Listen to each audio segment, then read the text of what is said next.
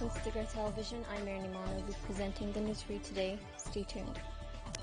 Tigray Hospital says it has lost at least 5 diabetic patients since the signed peace agreement last week. Our reporters visited the hospital and spoke to patients who say the lack of medical supplies in the hospital has put their lives at risk. Salome Tigrai reports. This is Tigray Comprehensive Specialized Hospital, the largest referral hospital in Tigray. Many patients from different parts of the region visit Tigray to receive treatment, but lack of medical supplies has limited the hospital's services. Diabetic patients we met at the hospital say the hospital was once more than equipped to provide them with all the services they needed. But now with the war and the siege at the patients, everything has changed and their health conditions continue to deteriorate.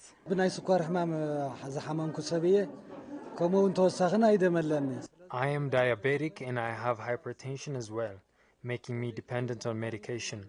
The supply of medications in Tigray used to be good and we never suffered from lack of medical supplies. Now there is nothing here. Even private pharmacies don't have the medications. If you ever get lucky and find any, there is no way you can afford it.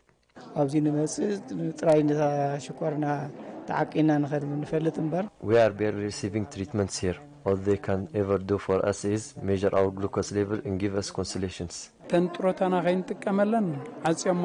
Our pensions have been terminated and there is no way to earn money. I used to work as a security guard, but there is no salary. I sold food aid I received and I was able to buy medication, but there is nothing now. We asked the patients what they expected from the agreement signed last week. They say the delivery of humanitarian assistance should be a priority, so as the lives of many like them is saved.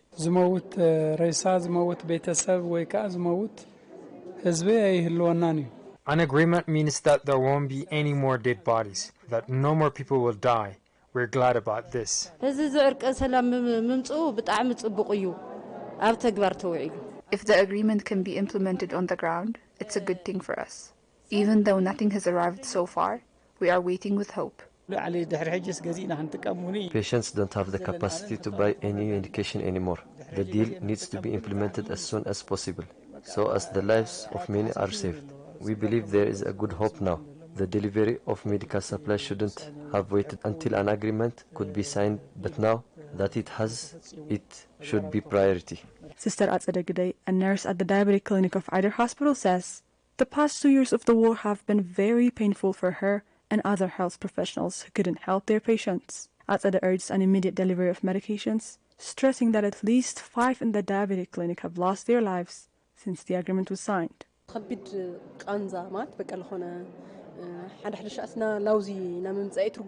It's really painful. Sometimes I wonder why I keep coming to the hospital, but when I arrive and see the patients happy to see me, I feel good. We've lost about 5 patients in this week alone. I fear that the number could be higher, as we don't know how others who didn't visit are doing. Humanitarian assistance needs to be delivered as soon as possible, because we shouldn't lose any more life. For these patients, one day makes the difference between life and death. The peace agreement signed last week has them hoping that their suffering will come to an end and they can finally live their lives as they once had.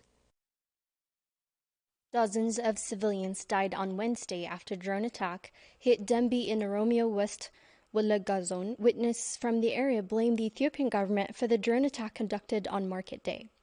The Ethiopian government has been using drones in its fights with Oromo Liberation Army and other fighters across the country. Thousands are killed in aerial attacks conducted just in the past few months. Last month, Oromo Federalist Congress had condemned the federal government for conducting what it called irresponsible drone attacks that have killed over 100 civilians and criticized for hiding the pains from the public that the civilians in Oromo are facing.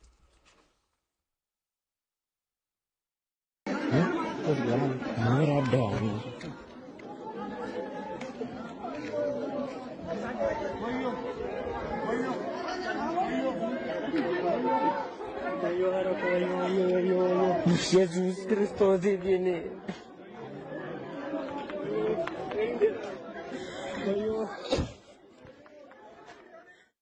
Tigray Inter-Religious Council expressed its appreciation with regard to cessation of hostilities and peace agreement signed in Pretoria last week.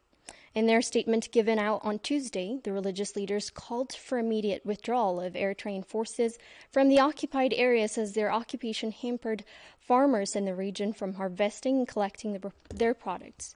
For a report by Solomon Berha, Sarun Tsagai reports. On its press release issued on Tuesday, the Tigray Inter-Religious Council applauded the agreement reached for the cessation of hostilities, denouncing the hateful speeches that dominated the country, which has been fueling the war in the first place. إنات بلعي زيتك هيوتن معنوي هافتن مخانو كل بونا انتزردو أنيرو. Had it been clear for everyone that war is destructive and takes away the irreplaceable lives of human beings, the poisonous words that ignited the start of the war, which were being thrown by individuals, wouldn't have been spoken in the first place. Had the budget spent for the war and destruction been properly set to promote peace and development in the country, it could have taught us war is pointless. And now, we should take a lesson that every dispute that occurs due to political differences should be resolved by discussion and according to the law. The Council also stated its belief that peace and love are the most precious gifts that should be cherished and that this generation shouldn't stain the relationship of generations to come. ውስናት መራሕቲ ሃይማኖት ንዝኾንና ነገራት ካብ ምግዳድ ወፂና ልዕል ሁሉ ንሰላም ክንዝምር. Religious leaders should rather adhere to peace and love instead of adding fuel to provoke a stain that will last for generations to come, and should relentlessly strive for peace, as we, on our side, have been trying to do since the beginning of the war. Sadly, our repeated calls for peace had been given deaf ears, and we are deeply saddened that the lives of thousands of civilians have been lost and properties have been looted and destroyed. They also said that they were excited to hear the news about the peace agreement, while assuring that they were cordially support for its implementation. Deeply saddened by the deep impact of the siege that has continued to claim the lives of many, they called for urgent life-saving aids to be delivered as soon as possible. እቲ ተበጽሒ ዘሎ ስምዕነት ሰላም ነቲ በቢ መዓልቱ. This cessation of hostilities will not only save the lives of the combatants, but it will also save those suffering from deprivation of banking and other basic services for over 2 years now. We believe that this will ease the lives of millions across the region. The efforts of farmers in Tigray have been made in vain, as production was expected to be gathered in this very season. However, the production of many poor farmers in Tigray is being looted and destroyed, and war is in a situation where most people starve and have faced severe living conditions. Warning against the use of hate speech and poisonous words in addressing political agendas, the religious fathers reiterated on the news to withdraw Eritrean forces from Tigray's territories. ካብ ሕዚ ጀሚሩ ሰራዊት ኤርትራ ካብ መሬት ትግራይ ጠቕሊሉ ክወጽእ. It's our firm belief that the Eritrean forces should immediately withdraw from Tigray, and we assure you again that the Tigray Inter-Religious Council is ready to work together with neighbors in bringing peace through negotiation in a manner that bears fruit. Following the war that caused termination of basic services such as banking, electricity, telecommunication, and internet for 2 years now, hundreds of thousands of civil servants across the war-torn Tigray are under unbearable living conditions, one of whom Lidatu Gabrielasi is a former university lecturer in pre-war times, who is now retailing goods along the main streets of Ma'ala to guarantee his and his children's survival. Haile Gabru has the details.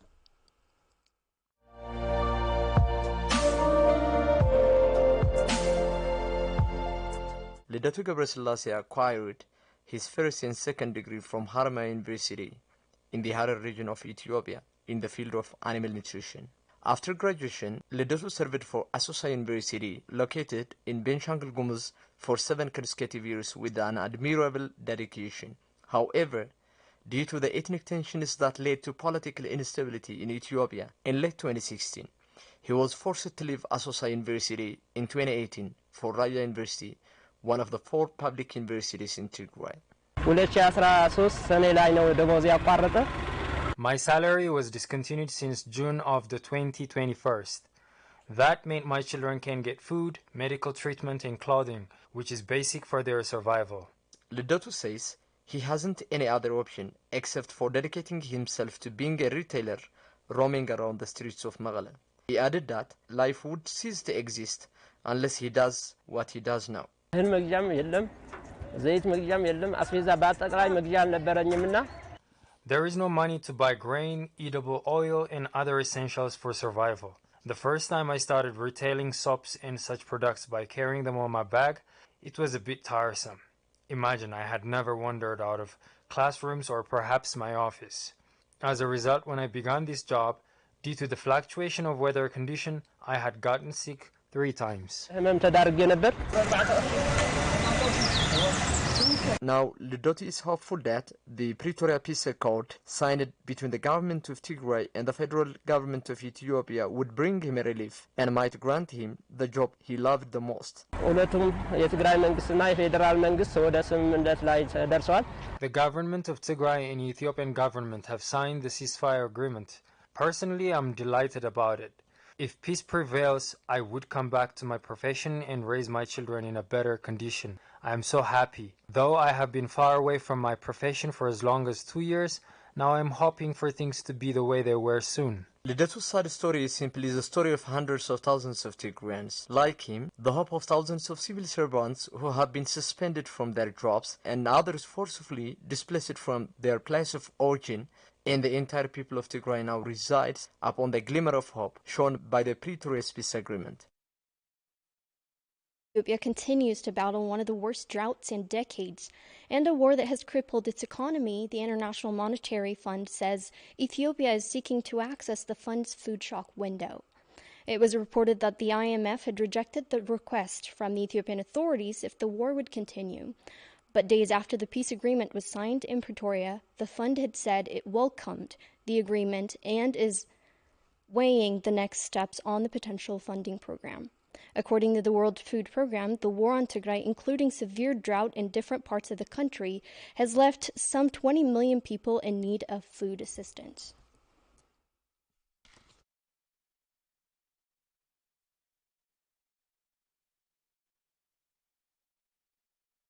A week into the peace agreement, Director General of WHO, Dr. Tedros Adhanom, says he found it surprising that food and medicine are yet to enter Tigray. In a press briefing on Wednesday, the Director General said, although he is glad peace is being given a chance, he urged for immediate delivery of food and medicine into Tigray. Sarah Kalali has more. A week into the peace agreement, and humanitarian aid is yet to enter Tigray. In a press briefing on Wednesday, Director General of World Health Organization Dr. Tedros Adhanom taken aback by the response of humanitarian aid in Tigray, saying he believes delivery of food aid and medicine to civilians should not be a condition. What we believe is, even in the middle of fighting, civilians need food, need medicine. It cannot be a condition, especially after the ceasefire agreement. I was expecting that food and medicine would just flow immediately. That's not happening. The WHO chief urged for the immediate delivery of food and medicine and also the restoration of basic services like banking and telecommunication. We would also urge the immediate delivery of food and medicine. Thank you. And also, of course, the reopening of the basic services like banking, telecom, and other, the power transfer. And to be honest, allowing journalists like you also to go to Tigray, because everything that has happened in the last 2 years has been done in total darkness, and 6 million people have been completely separated, shut off from the rest of the world, as if they don't exist. Either comprehensive specialized hospital, the only place where many across the state can access healthcare, is doomed to collapse soon, according to its CEO, Dr. Kebron Gebrselassie, crippled with the lack of medical supplies and the fact that only 9% of health facilities are functional in Tigray. Dr. Michael Ryan, Executive Director of WHO Health Emergencies Program, also said unrestricted access into Tigray and free movement of its staff is necessary to reach the millions in dire need. It's really, really important that that corridor is opened and unrestricted. If we end up in a situation of drip, drip, where some things get through, other things don't, then this is not going to work. The people in Tigray need immediate, massive, overwhelming assistance now.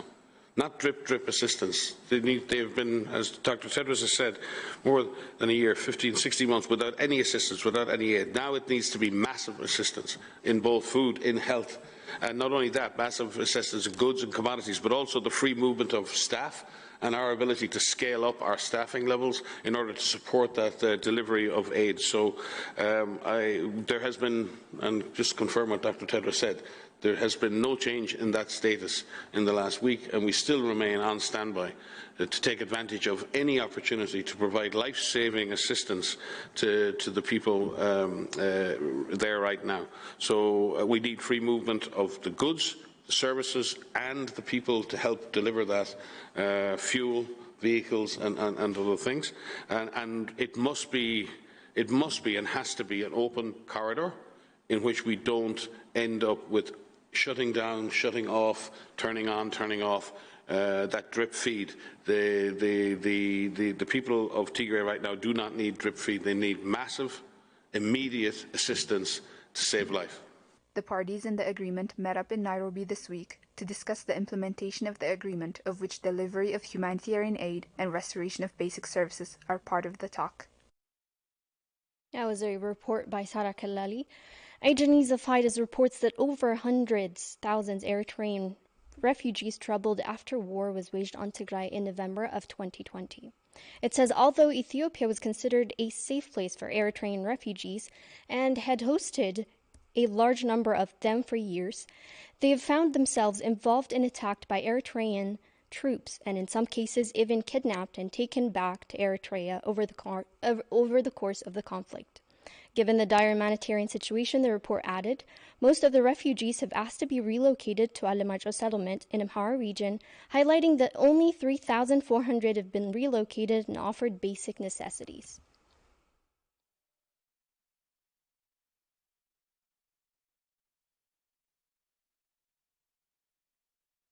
That wraps up our news for the hour. Thank you for tuning in.